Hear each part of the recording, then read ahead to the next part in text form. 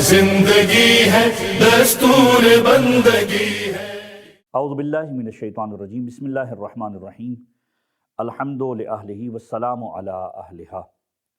امام معصوم کا فرمان ہے، لکل شیء ربیع وربیع القرآن شہر رمضان۔ ہر چیز کے لیے ایک بہار کا موسم ہوا کرتا ہے، اور قرآن کریم کے لیے موسم بہار ماہ مبارک رمضان ہے۔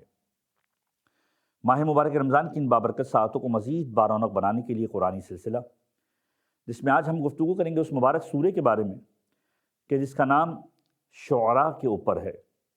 شعراء یعنی شاعر۔ قرآن کریم کے اس سورے کے آخر میں پروردگار عالم نے ان شعراء کی مذمت کی ہے جو باطل عقیدوں کو پھیلانے کی کوشش کرتے ہیں۔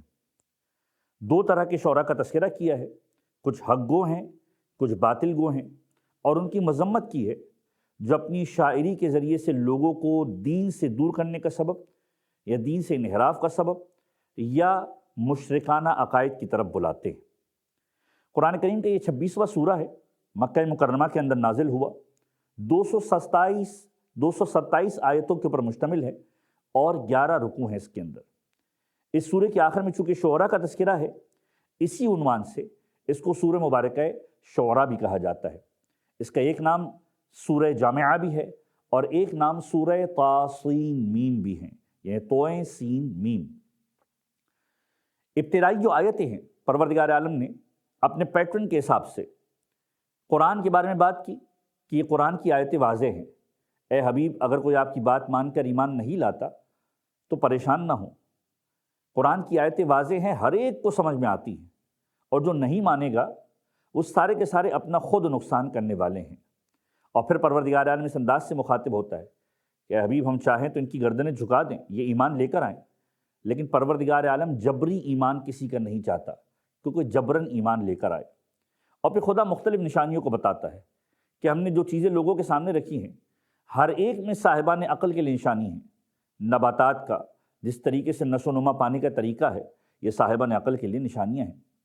اور پھر پروردگار عالم حضرت موسیٰ اور حضرت ہارون کی پوری اسٹوری کو بیان کرتا ہے کہ جب پروردگار عالم نے حضرت موسیٰ سے کہا کہ جاؤ اپنی قوم کی جانب جا کر رہنمائی کرو، انہوں نے کہا پروردگار میرے ساتھ ہارون کو کر دے۔ پروردگار عالم نے موسیٰ پر احسانات کو بتلایا، اے موسیٰ، جب چھوٹے تھے پروردگار عالم نے تمہاری جان کو بچایا، تمہیں زندہ رکھا، تمہاری ماں کے ساتھ ایک محبت والا برتاؤ رکھا، تمہیں زندگی دی، تمہیں پروان چڑھایا۔ اور پھر پروردگار عالم نے تبلیغ کے لیے حضرت موسیٰ اور حضرت ہارون کو کہا کہ جاؤ اپنی قوم میں جا کر باقاعدہ طور پر تربیت کرو، اور حضرت موسیٰ کے معجزات کا تذکرہ۔